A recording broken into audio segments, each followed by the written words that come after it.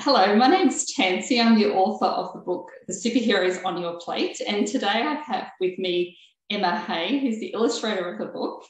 And some of you might be surprised to know that we've never actually spoken to each other before. This is the first time. So I think what's really interesting about producing a children's book with a publisher is that the manuscript goes to the publisher. In my case, there was a little bit of input of ideas of what I would like the book to look like, but they really coordinate with the illustrator to create the book. So I think that's a really interesting process, and I thought it would be great to chat to Emma about. And yeah, you've done a wonderful job, Emma, so thank you so much for really getting across like I suppose I had really imagined like expressions and like mannerisms and the little action scenes. It's just really good, and it's sort of probably hard for people to tell from the cover like what's inside because there's a lot more action. I think like there's orange juice squirting everywhere and olive oil splashing herself over fruits and vegetables, which is really lovely. So I love the way that there's sort of different things happening and different feels to pages. Some pages are really busy and some are less so. So I thought I'd just ask you maybe like how the process started working with a publisher and what your first impression was when you received the manuscript and those initial instructions. Oh, okay. Sorry, I'm a little nervous. So I get given, so when you submitted your work, you filled out all this lovely information about the story and your target audience and what you sort of had envisioned for the characters and the illustrations, and that's sort of my springboard. So I have an initial meeting with the lovely people with the publisher. When they assign me the project, we sort of go over some ideas and some brainstorming, and then they sort of let me go and sort of put some images and some sketches and some designs down on paper or digital paper because I draw everything on the computer. Yeah. And I sort of, we go back and forwards with the designs.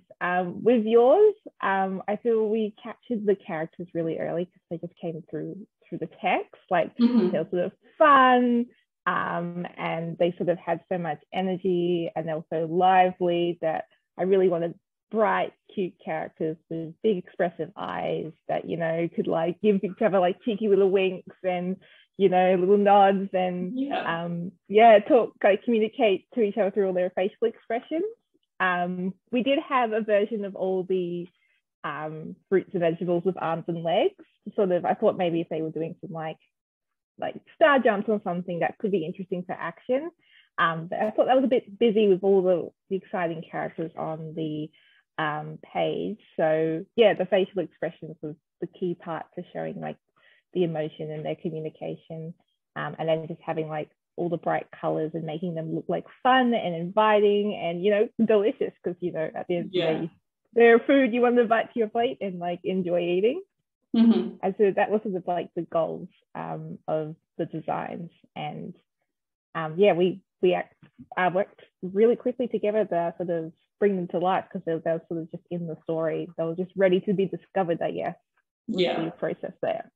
Yeah, it's interesting we're talking about food and we're talking about it being alive and expressive, and it's interesting that we both see it that way. It comes across through the words and the illustrations there, like personalities and their little traits and the mannerisms, like there's aspects where veggies are saying that they're better than fruits, and all the fruits are like sweaty and sad. You really captured that really well, which is incredible. Did you have any sort of challenging aspects of like illustrating, or like even just pages that were trickier than others, or did you enjoy them all? Yeah, I think it was more the sort of the abstract-ish characters, like the olive oil, like how was it going to like represent the olive oil as a character? Was it going to be the bottle or the oil inside the bottle? That's one of my favorite characters because I thought she came out really cute with like the little bow and everything. Yeah. And the brown rice was difficult too. I sort of like maybe a bag of brown rice, or maybe just like a little pile of rice. And rice looks different when it's cooked or when it's packaged or when it's dry. But in the end, I've traveled to Japan with my partner, and I love making like little bento meals at home for lunches. And I thought a bento bear would be like a really cute little character for the brown rice. And I guess it's an interesting way of preparing rice too, that I thought could be introduced into the story as the character. And I was really excited because your feedback for that was you seemed really happy with that, which I was like, yeah. I was hoping you'd come across as a bento bear, and it did, so that was really good. I saw it as a bento bear, and I've seen those bento boxes, and they're really cute.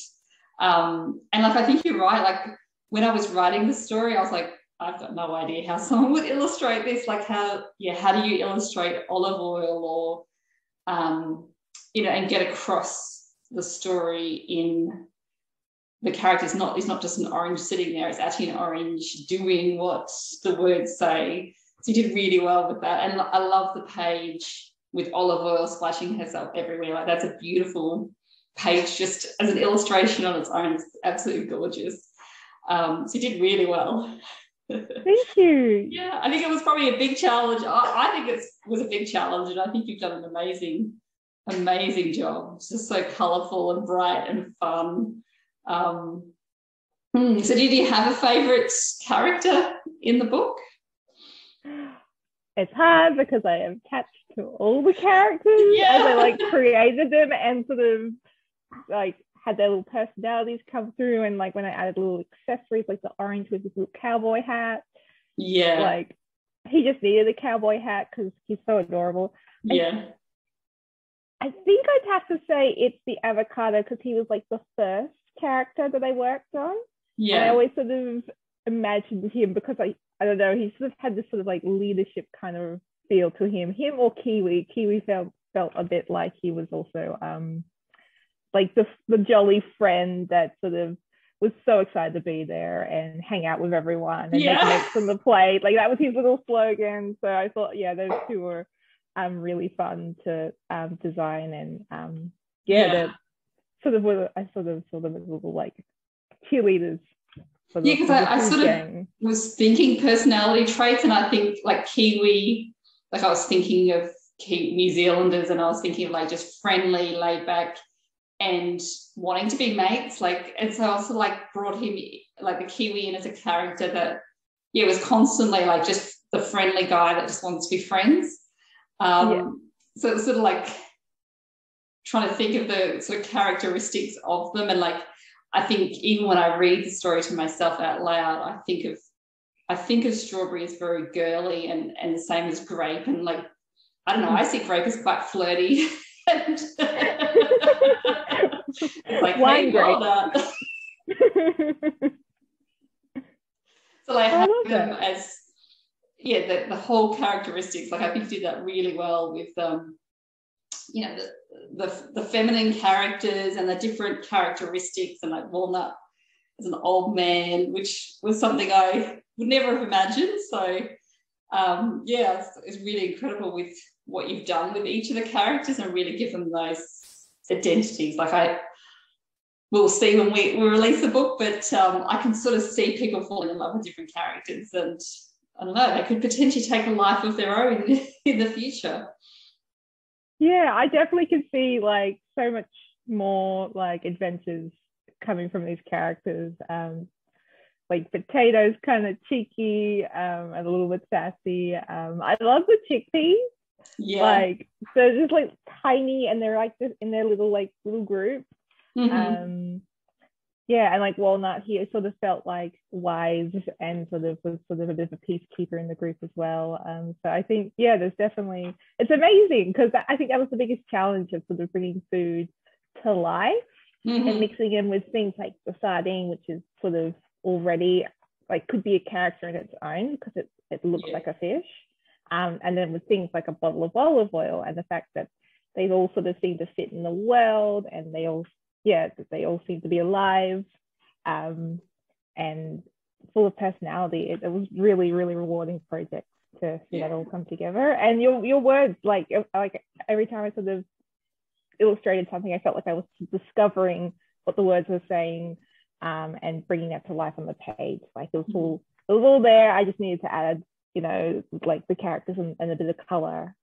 But no, it was brilliant story to work with. So, I was so happy.